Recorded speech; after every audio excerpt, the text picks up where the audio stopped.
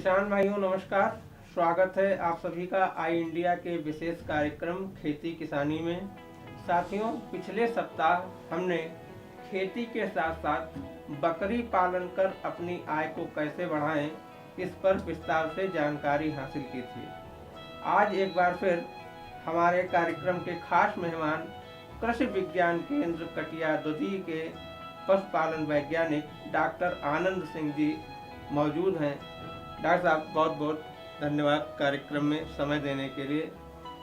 किसान साथियों, हम आज इनसे विशेष कार्यक्रम में चर्चा करेंगे कि बरसात के दिनों में पशुओं की देखभाल में क्या क्या सावधानियां बरतें, दुधारू पशुओं का दूध कैसे बढ़ाया जाए। आए ऐसे कई महत्वपूर्ण बिंदुओं पर चर्चा करेंगे। डॉक्टर साहब, हम ये जानना चाह रहे हैं कि बारिश के मौसम में दुधारू पशुओं में कौन कौन से रोग लग जाते हैं और उनकी रोकथाम के लिए पशुपालकों को क्या सावधानियां बरतनी चाहिए। धन्यवाद मिश्रा जी। बरसात के मौसम में पशुपालकों को काफ़ी नुकसान उठाना पड़ता है, क्योंकि इन मौसम में जो है बहुत सारे संक्रामक रोग जो है, जैसे गलाघोटू है, खुर पका मुँह पका है, ब्लैक वाटर है और निमोनिया है। इसके अलावा परजीवियों के द्वारा उत्पन्न बहुत सारे रोग जो है इस समय पशुओं को लगते हैं। तो इस मौसम में पशुओं की विशेष ध्यान देना पड़ता है। जैसा आपने बताया और हमें मालूम भी है कि सीतापुर के लगभग 2 से 3 ऐसे ब्लॉक हैं जहाँ पे लगभग बाढ़ग्रस्त हैं और वहाँ पे समस्याएं विकराल होती जा रही हैं और पशुपालकों के लिए पशुओं में बहुत सारे बीमारियों को हो जाना और पशुचारे की व्यवस्था संबंधी समस्याएं हो रही हैं। तो सबसे पहले हम बात करते हैं कि इन मौसम के शुरू होने से पहले या ये जो भी मौसम चल रहा है, इसमें पशुओं का टीकाकरण अवश्य करवा लें। जिसमें से खुर पका, मुंह पका है, गला घोटू है, ये 2 महत्वपूर्ण ऐसी बीमारियां हैं जिस क्षेत्र में हमें देखने को मिलती हैं और पशुपालकों को इनके द्वारा नुकसान उठाना पड़ता है। इसके अलावा पशुपालक भाई जो है ब्लैक वाटर है, उनसे भी जो है आप उसको पशुओं का बचाव कर सकते हैं। ब्रुसेलोसिस है, इनके द्वारा भी वैक्सीन करके पशुओं का बचाव कर सकते हैं। परजीवियों के द्वारा उत्पन्न बहुत सारे रोग, इसके मुख्य कारण यह है कि इस मौसम में जो है हमारे चारागाह क्षेत्र में ही बहुत सारे ऐसे परजीवी पनपते हैं जिसको खा के हमारे यानी चारागाह क्षेत्र में हमारे पशु जाते हैं या उन चारा क्षेत्रों से जो चारा काट के पशुओं को खिलाया जाता है, उसमें बहुत सारे परजीवी चारा के माध्यम से पशु के पेट में पहुंच जाते हैं और आप कृमिनाशक दवा का प्रयोग जून के महीने में कर चुके हैं। उसके बाद भी पशुओं के अंदर परजीवी के जो है लक्षण आपको दिखाई देते हैं। ऐसी स्थिति में आप पशु चिकित्सक की सलाह पे या कुछ ऐसी भी जो दवाइयाँ जिनका आप प्रयोग कर सकते हैं और पशु को जो है इस परजीवियों के द्वारा उत्पन्न होने वाले रोग से आप बचाव करिए। अन्य जैसे कुछ परेशानियाँ हैं, यानी जैसे पशु बाड़े की जो है साफ़ सफाई अच्छे से रखिए और साफ़ स्वच्छ पानी दीजिए। अगर आप चारा ऐसे क्षेत्र से लेके आ रहे हैं जहाँ पे जो है पानी भरा हुआ है, तो आप चारे को पोटेशियम परमैंगनेट 1% घोल से छिड़काव कर सकते हैं या छिड़काव करके साफ पानी से धो के फिर उसे आप काट के उसे पशु को खिलाइए। तो ये व्यवस्था आप रखिए। तो इससे जो है और साथ में पशु बाड़े की जो साफ़ सुथरा रखिए, उसमें किसी तरह के मक्खी मच्छर इत्यादि को पनपने न दीजिए। इसके लिए आप पोटेशियम परमैंगनेट का प्रयोग कर सकते हैं, फिनाइल का, चूना का प्रयोग कर सकते हैं। और दुधारू पशुओं के लिए बहुत सारे किसान भाई जो है वो मच्छरदानी के जो कपड़े हैं उनके माध्यम से पूरे पशुशाला को ढक देते हैं, जिससे मच्छर मक्खी और अन्य कीड़े जो है वहाँ न पहुँच सकें। इसके अलावा जहरीले हमारे जो सांप है, जैसे सांप के अलावा बिच्छू हैं, इनके द्वारा भी जो है पशुपालकों को नुकसान उठाना पड़ता है। तो पशु बाड़े के आसपास किसी प्रकार के जो झाड़ियाँ खरपतवार को न पनपने दें, साफ़ सुथरा रखें और जो है वहाँ पे चूने ऊने इत्यादि का छिड़काव रखें, ताकि इस तरह के जहरीले जो है हमारे सांप या बिच्छू उसके आसपास न पहुँचे और उनका नुकसान न उठाना पड़े उनको। डॉक्टर साहब, ये कह रहे हैं, ये तो हो गई पशुबाड़े की बात। अब पशुपालक चारे के रूप में क्या उन्हें खिलाएं जिससे उनके दुधारू पशुओं के दूध में वृद्धि हो सके। बरसात के मौसम में पशुओं की जो है जैसे हमने बताया कि बहुत सारी परेशानियां होती हैं। अगर हरा चारा आपके पास जैसे बाढ़ग्रस्त एरिया है तो वहाँ पे हरे चारे की भी दिक्कत हो सकती है। यानी किसान भाई कैसे चारा काटने लेके चारा काट के लेके आए, तो ये समस्याएं आ सकती हैं। तो पशुपालक के लिए कृषि विज्ञान केंद्र ने बहुत सारे जो है उपाय सुझाए हुए हैं। एक तो अगर आप घर के आसपास जो है बहुवर्षीय घास लगा सकते हैं, जैसे नेपियर है, हाइब्रिड नेपियर है, गिनी घास है।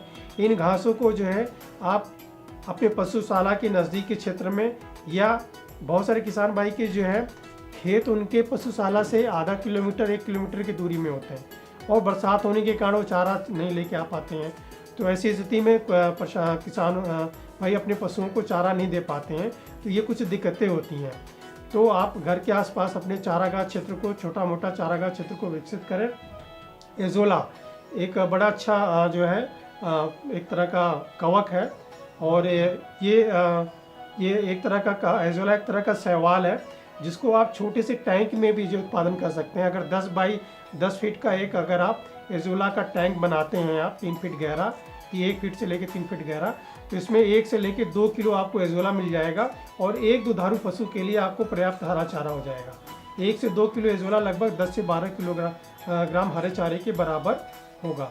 तो आप छोटा सा टैंक, और पोर्टेबल टैंक भी आते हैं, आप उसको अपने छत के ऊपर भी लगा सकते हैं। प्लास्टिक के टैंक को आप उसे फोल्ड करके रख सकते हैं। कृषि विज्ञान केंद्र आप कटिया सीतापुर से संपर्क करेंगे तो हमारे यहाँ डिमॉन्स्ट्रेशन के लिए छोटे छोटे वो टैंक रखे हुए हैं। इनको आप छत के ऊपर अपने जो है, यानी जहाँ पे थोड़ी भी धूप आ रही है वहाँ पे लेके आएँ, आप उसे रख दें और आप वहाँ पे एजोला उत्पादन करें। एक टैंक से आप जो एक पशु के लिए पर्याप्त आपको एजोला मिल जाएगा। ये हरे चारे का करें। सूखे चारे अगर आपके पास ये रखें कि उसको स्टोर करके, यानी शुष्क जगह पे हो। बहुत सारे किसान भाई सूखे चारे में किसी तरह से बरसात में भीग जाने के कारण नमी के बावजूद भी जो है पशु को खिला देते हैं, और उसमें बहुत सारे फंगस लग जाते हैं, और ये फंगस जो है चारे को ख़राब कर देते हैं, और ऐसे चारे को पशु को देने पे पशुओं में बीमारी होने की संभावना या पेट संबंधी बीमारी होने की संभावना बढ़ जाती है। किसान भाई इस समय जो है जो भी दाना दें, यानी जिस भी दाना को आप दलिया बना के पशु को देते हैं, तो दलिया बनाने के बाद 15 से 20 दिन से अधिक स्टोर करके ना रखें। यानी ये ना करें कि आप जो है 2 महीने 3 महीने के लिए आपने दाना पीस के रख दिया है, यानी जो दाना खरीद के भी लेके आए वो 15 या 20 दिन से अधिक के लिए ना लेके आए, यानी इसको स्टोरेज की व्यवस्था अच्छी रखें। इस मौसम में पशुओं के लिए खनिज मिश्रण की अच्छी व्यवस्था करें। खनिज मिश्रण जो है पशुओं से जो है दुधारू पशुओं के दुग्ध उत्पादन को बढ़ाएगा, और खनिज मिश्रण नमक का प्रयोग करें। इसके अलावा 8 लीटर से 10 लीटर से अधिक दूध देने वाली जो हमारे गाय है, भैंस हैं, उनको बाईपास प्रोटीन, 8 से 10 लीटर से अधिक दूध देने वाले जानवर को बाईपास प्रोटीन और बाईपास फैट का प्रयोग करके उनके दुग्ध उत्पादन को बढ़ा सकते हैं। और साथ में इस मौसम में जब मौसम खुलता है तो तेज़ धूप आती है, तो तेज़ धूप की स्थिति में पशु को सीधे धूप में आप खड़ा ना करें। तेज़ धूप के कारण पशुओं में जो है प्रजनन संबंधी समस्या हो सकती है। अगर आप तेज़ धूप में पशु को रखते हैं तो उस गर्मी के कारण पशु के शरीर में जो यानी खून में फास्फोरस की कमी हो सकती है, और जिसका प्रभाव उनका प्रजनन पे पड़ सकता है। तो गर्मी का दिन हो या बरसात के मौसम में हो, तेज़ धूप में अगर पशु को रखने पे उनके दुग्ध उत्पादन से लेकर प्रजनन की क्षमता पे प्रभाव पड़ता है। तो पशु को जो है, जो आप पशु बाड़ा में बांध के रखें, वो पशु बाड़ा हवादार हो, खुला हो, और साथ में जो है अगर मौसम बहुत ही आर्द्र हो तो आप पंखे का प्रयोग कर सकते हैं। तो इस तरह से ये व्यवस्था करके, आहार प्रबंधन करके, पशु बाड़े के प्रबंधन करके उनके दुग्ध उत्पादन को आप वृद्धि कर सकते हैं, उनके स्वास्थ्य को बनाए रख सकते हैं। तो डॉक्टर साहब ये कह रहे हैं, ये कई बार देखा है कि जो पशुओं में थनैला रोग होता है, जी जी, तो उसमें दरार जैसी पड़ जाती है, फट जाते हैं, दूध निकालने में काफ़ी दिक्कत होती है पशुपालकों को। तो उसके लिए मतलब टीकाकरण के बावजूद भी क्या संभावना ऐसी रहती है कि थनैला रोग हो जाए? अगर हो जाता है तो उन परिस्थितियों में पशुपालक क्या करें? जी, थनैला रोग जो है, थनैला रोग का किसी तरह का टीकाकरण अभी नहीं आया है, और थनैला रोग जो है वो बरसात के मौसम में भी होता है और वो किसी भी मौसम में हो सकता है। ये मुख्य रूप से प्रबंधन के ऊपर निर्भर करता है। थनैला रोग के कारण जो है, एक तो कुप्रबंधन पशुशाला का, और दूसरा पोषण की कमी। ये अक्सर जो है थनैला रोग हमारे अधिक दूध उत्पादन करने वाले पशुओं में ही देखने को मिलता है, या कुछ नस्ल विशेष में ही अधिक ये थनैला का रोग होता है। तो थनैला रोग से बचाव के लिए सबसे पहले जो है हम पशुशाला का प्रबंधन अच्छे से रखें, पशुशाला को साफ स्वच्छ रखें। जैसे हमने पहले भी जिक्र किया कि पशुशाला में जो है गोबर को हटा दें, फिनाइल के माध्यम से पशुशाला के दिन में एक बार धुलाई अवश्य करें, या धुलाई करके फिनाइल नहीं आपके पास उपलब्ध है तो धुलाई करके आप चूने का छिड़काव कर सकते हैं। पोटेशियम परमैंगनेट रख लें, इसके 1% के घोल जो है आप डाल के पशुशाला को साफ स्वच्छ कर सकते हैं। और पशुशाला में मक्खी मच्छर नहीं पनपने दें। पशुओं का दूध निकालने के बाद जो है, पशु को जब भी आप दूध निकालने जाएं तो दूध निकालते समय उनके थन को साफ पानी से या 1% पोटेशियम परमैंगनेट से उनके थनों की धुलाई करें, और धुलाई करने के बाद साफ पानी से धो के आप दूध निकालें। और इस दौरान इस बात का ध्यान में रखें कि पशु को रुचिकर हरा चारा यानी अच्छा चारा दाना डाल दें, पशु उस समय खाते रहें। और दूध को जो है आप निकालने की विधि पे ध्यान में रखें, पूर्ण विधि से, पूर्ण हस्त विधि से निकालें, यानी आप इसे जो है या अंगुली के माध्यम से या पूर्ण हस्त विधि से, अंगूठे के माध्यम से गलत तरीके से ना निकालें, इससे जो है थनों का जो है स्वास्थ्य खराब होता है और थनैला की संभावना बढ़ती है। दूध निकालने के बाद कोशिश आपकी ये करनी है कि 25 से लेकर 30 मिनट लगभग पशु आपका खड़ा रहे, क्योंकि उस दौरान जो है दुग्ध छिद्र जो है खुले रहते हैं, और ऐसे में पशु बैठ जाता है गंदी जगह में तो उसमें जो इन्फेक्शन होने की संभावना बढ़ जाती है। तो जब आप अच्छा चारा डाल के रखेंगे, रुचिकर हरा चारा दाना डाले रहेंगे, तो पशु निश्चित रूप से दूध निकालने के बाद भी वो चारा खाने के लिए खड़ा रहेगा, और इतनी देर में पशु के जो भी है दुग्ध छिद्र बंद हो जाएंगे। दूध निकालने के पश्चात भी जो है पशु के थन को जो है पोटेशियम परमैंगनेट से एक बार दोबारा धो देना चाहिए, ताकि उसमें किसी तरह के फंगस, ये क्योंकि ये थनैला जो है वो फंगस, बैक्टीरियल और प्रोटोजोअल तीनों माध्यम से ये फैल सकता है। तो इसमें 2 तरह के थनैला होते हैं, क्लिनिकल और सब क्लिनिकल। तो हर स्थिति में हमें ये करना है कि चूँकि इसके इन्फेक्शन के बहुत सारे तरीके हैं, इसलिए आपको जो है बचाव पे ध्यान देना है। अगर किसान भाइयों को लगता है कि पशु को थनैला हो गया है, मान लीजिए वो थन को पकड़ने के बाद पशु को दर्द होता है, तो निश्चित रूप से पशु अपना पैर जो है वो झटका देगा और वो हटेगा, या उसके दूध में जो है किसी तरह के पस या खून निकलना या गांठें पड़ जाना। तो जैसे मैंने कहा कि थनैला कई तरह के होते हैं, तो ऐसी अवस्था में आप पशु चिकित्सक से अवश्य सलाह ले लीजिए, और सलाह लेके आवश्यक जो भी है उनके लिए एंटीबायोटिक दवाइयाँ। और थन ऐसी अवस्था में गर्म भी हो जाता है, जब थनैला होता है तो थन आप पकड़ेंगे गर्म भी हो सकता है, कड़ा भी हो सकता है, कई स्थितियाँ हो सकती हैं। तो पशु चिकित्सक से सलाह लें। अगर कोई बारिश का मौसम हो रहा है या अपनी तरफ से कुछ आवश्यक सावधानियाँ ये रखते हैं, जैसे थन को जो है जिस थन में थनैला की संभावना दिख रही है उससे दूध पूरा निकाल लें, और दूध निकालने के बाद थन को धो के आप आयुर्वेदिक क्रीमें बाजार में उपलब्ध हैं, जैसे मेस्टिलैब क्रीम, मेस्टिलैब क्रीम को जो है थन के चारों ओर और थन छिद्र में डाल दें, और उसको जो है ऐसा आप दिन में 2 बार 3 बार कर सकते हैं। इससे शुरुआती अवस्था में जो है थनैला में नियंत्रण हो जाता है। पशु के आहार का प्रबंधन अच्छा करें, यानी पशु का आहार संतुलित हो, उसके आहार में प्रोटीन हो, और खनिज मिश्रण का प्रयोग करें 50 से 60 ग्राम। बाजार में विभिन्न कंपनियों के अलग अलग ब्रांड नेम से खनिज मिश्रण आते हैं, चिलेटेड या नॉन चिलेटेड किसी प्रकार के सिंपल खनिज मिश्रण का प्रयोग कर सकते हैं। इससे मिनरल की कमी नहीं होगी, और जिससे जो है प्रोटीन और मिनरल की कमी न होने की अवस्था में पशु धीरे धीरे रिकवर कर लेता है, और पशु चिकित्सक की सलाह पे आवश्यक दवाइयों को आप चला सकते हैं। इसके अलावा पशुपालक भाई कुछ अन्य सावधानियां भी रख सकते हैं। ये देखने को मिला है कि किसान भाई जो चारागाह क्षेत्र में पशुओं को चराते हैं, पानी भरा रहता है, तो इससे आपको बचाव करना ही है, ऐसे चारागाह क्षेत्र में ना लेके जाएं।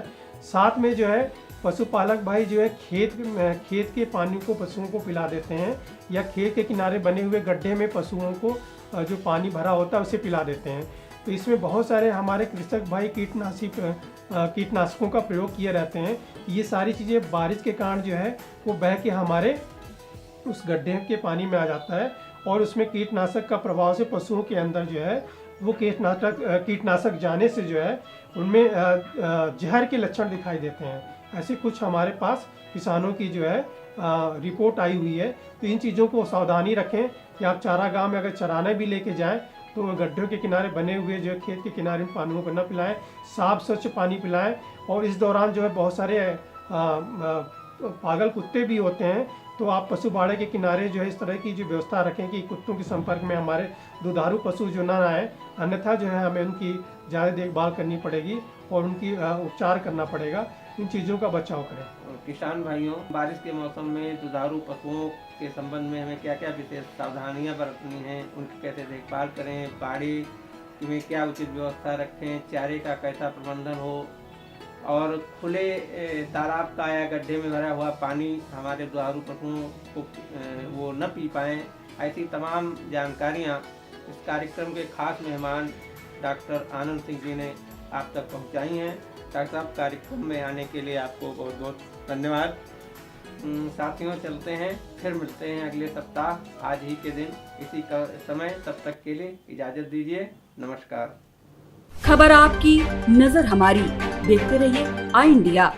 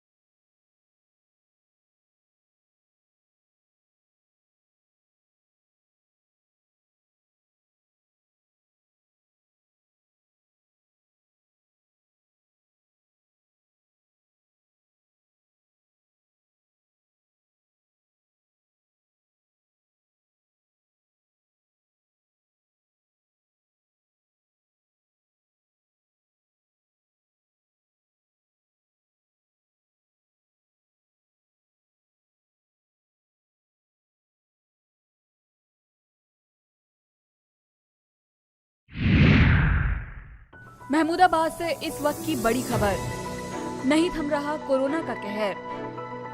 महमूदाबाद इलाके में कोरोना का व्यापक असर जारी। कोरोना के चलते 1 व 2 सितंबर को बंद रहेगी सिविल कोर्ट। तहसील परिसर में भी मिल चुके हैं कोरोना मरीज। महमूदाबाद से इस वक्त की बड़ी खबर। नहीं थम रहा कोरोना का कहर। महमूदाबाद इलाके में कोरोना का व्यापक असर जारी। कोरोना के चलते 1 व 2 सितंबर को बंद रहेगी सिविल कोर्ट। तहसील परिसर में भी मिल चुके हैं कोरोना मरीज। खबर आपकी, नजर हमारी। देखते रहिए आई इंडिया।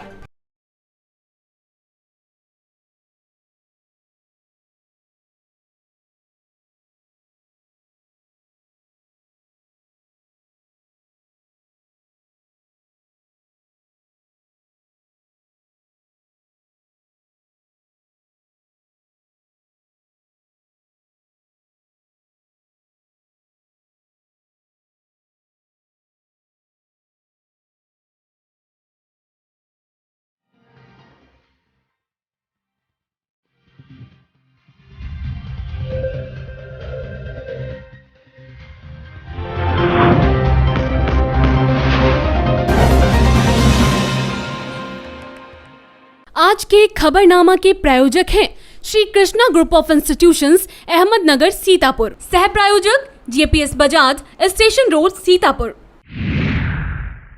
नमस्कार, आप देख रहे हैं आई इंडिया। मैं हूं शिवानी अवस्थी और मैं हूं सत्या सिंह।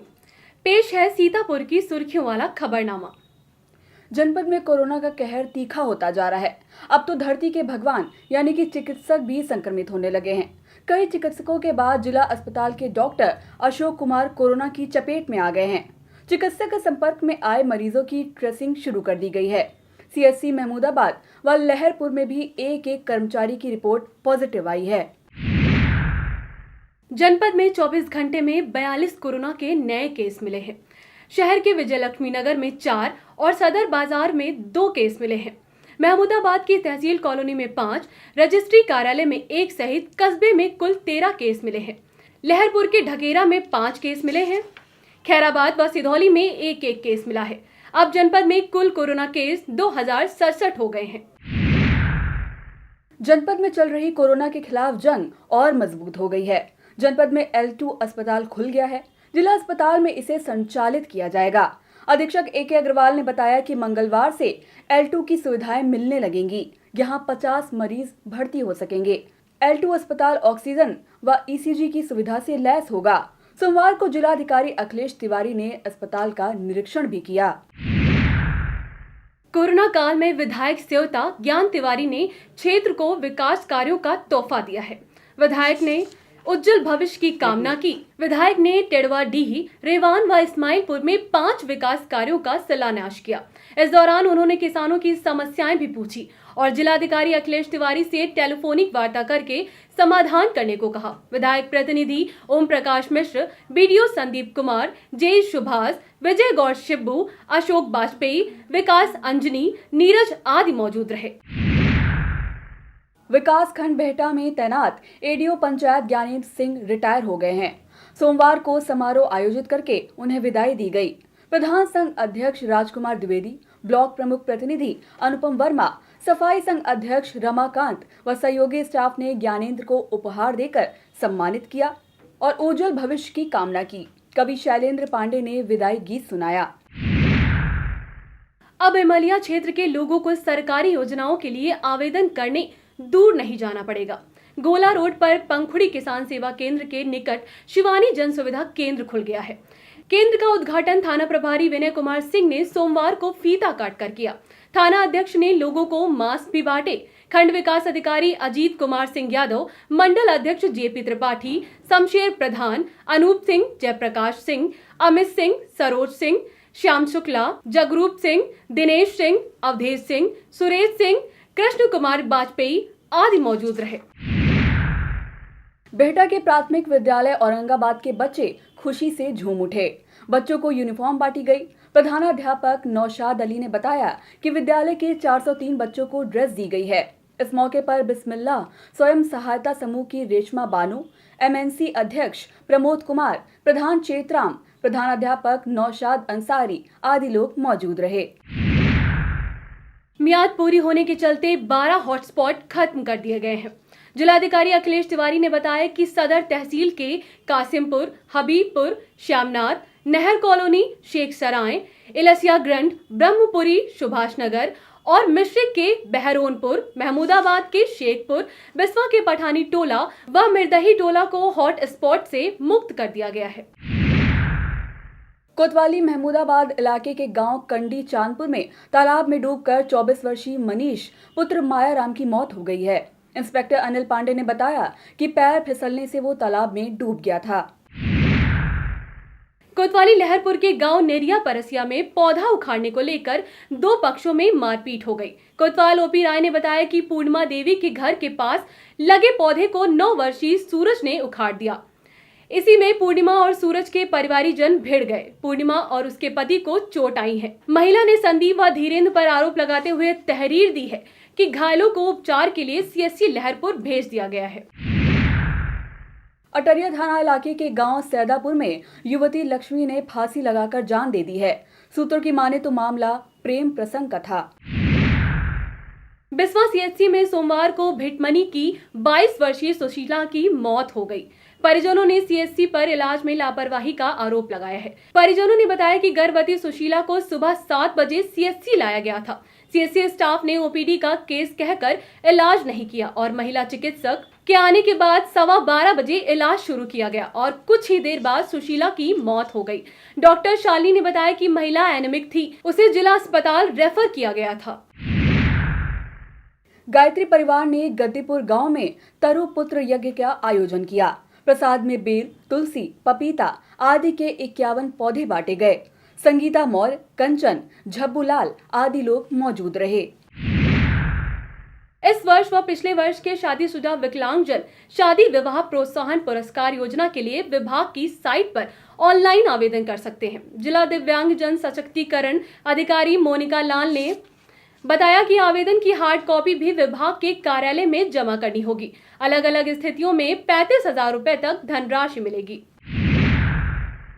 लहरपुर तहसील क्षेत्र में शनिवार को 3 लोगों की कोरोना रिपोर्ट पॉजिटिव आई थी, लेकिन स्वास्थ्य विभाग के जिम्मेदारों ने कोई कदम नहीं उठाया। 2 दिन बाद विभाग के जिम्मेदार जागे और मरीजों के घरों को सैनिटाइज कराया। आपको बता दें कि कोतवाली, लहरपुर, बागवानी टोला व नवीनगर में एक मरीज मिला था। लेते हैं एक छोटा सा ब्रेक। देखते रहिए खबरनामा।